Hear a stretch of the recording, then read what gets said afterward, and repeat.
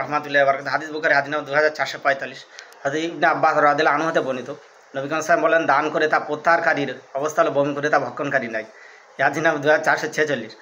হযরত ইবনে আব্বাস রাদিয়াল্লাহু আনহু হতে বর্ণিত, নবী করিম সাল্লাল্লাহু আলাইহি ওয়াসাল্লাম ইরশাদ করেছেন, নিকৃষ্ট দৃষ্টান্ত স্থাপন আমাদের জন্য শোভনীয় নয় দান করে যে তা প্রত্যাহার করে, যে সে এমন কুকুরে নেয় যেটি সে বমি করে আবার খেয়ে ফেলে। হাদিস বুখারী। ব্যাখ্যা নবী সাল্লাল্লাহু কী বলেছেন?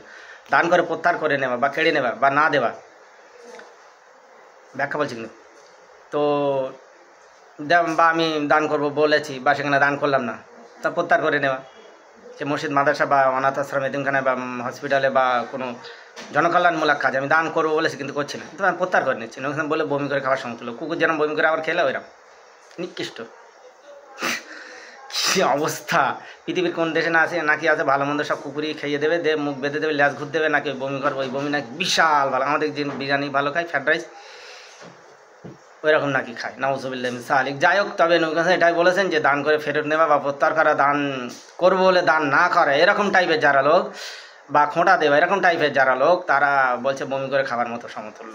বমি করে কুকুর যেরকম খায় তারা সেরকম খায়। বিশাল নিন্দা করে এক কথায়। বা এই সামর্থ্য যেটুকুই সেটুকুই বলবেন।